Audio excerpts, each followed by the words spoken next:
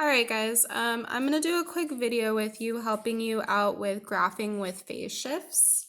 I'm just going to kind of work through the work by hand, which I suggest you do, and then plug it into Khan Academy. Okay, so this is the problem. I pulled it right from Khan Academy.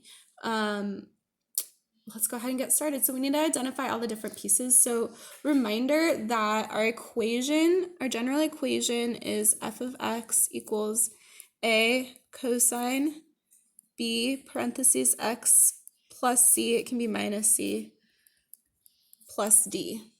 Okay, notice these parentheses that are happening inside here, and notice that is not happening there. So the b value here is going to be the pi over 2, but we actually have to take it out here to identify what the c value is, which is our phase shift value. Okay, so let's go ahead and do that now. So from this problem, let's go ahead and properly line it all up.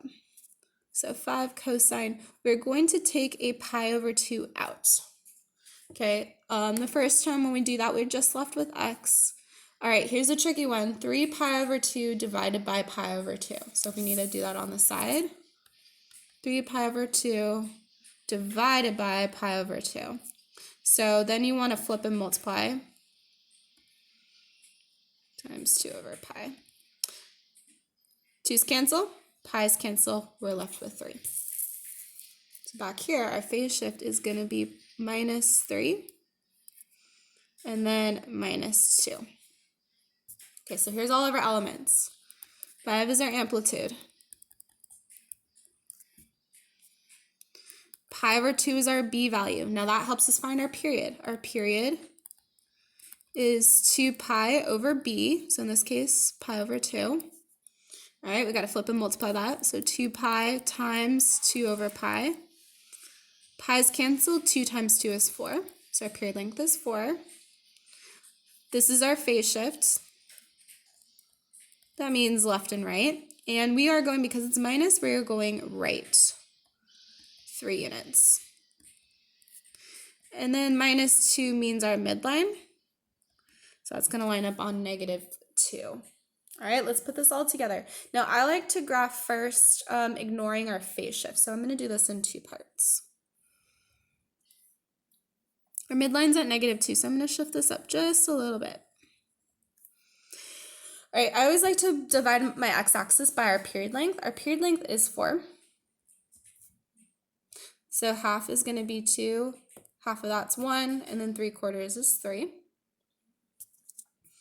All right, and then our midline is at negative 2. So I'm going to put negative 2 here. If we add 5 units, that's going to bring us up to 3. And if we subtract 5 units, that's going to bring us all the way down to negative 7. All right, so let's incorporate all these different things together. I like to always draw a dotted line through my midline.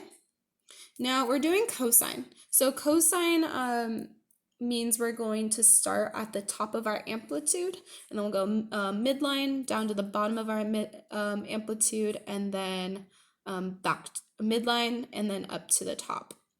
So we are going to start, again, I'm ignoring my phase shift right now. So I'm going to start at the top at 0, our first quarter, middle, next quarter, down, middle, up.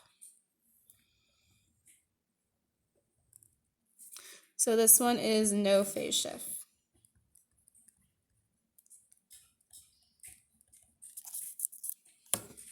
Okay, so I'm going to grab another color.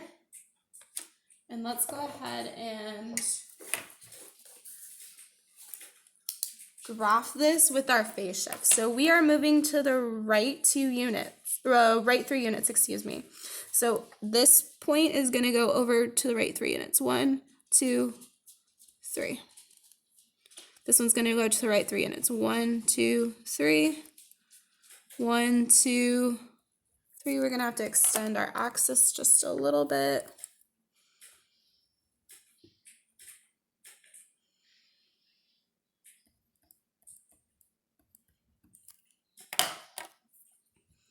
One, 2, 3, and 1, 2, 3.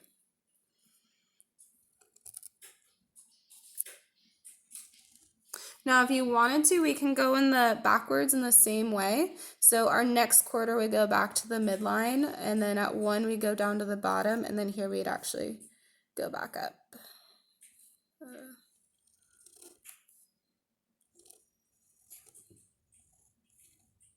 So we can extend our graph in the other direction as well. So that's kind of the idea. So make sure that these points line up with what you have on Khan Academy when you graph them. But I definitely suggest graph the first one without the phase shift and then just shift it left or right. It makes it super, super easy to deal with. So hopefully that all helps, especially identifying how to graph these types of functions.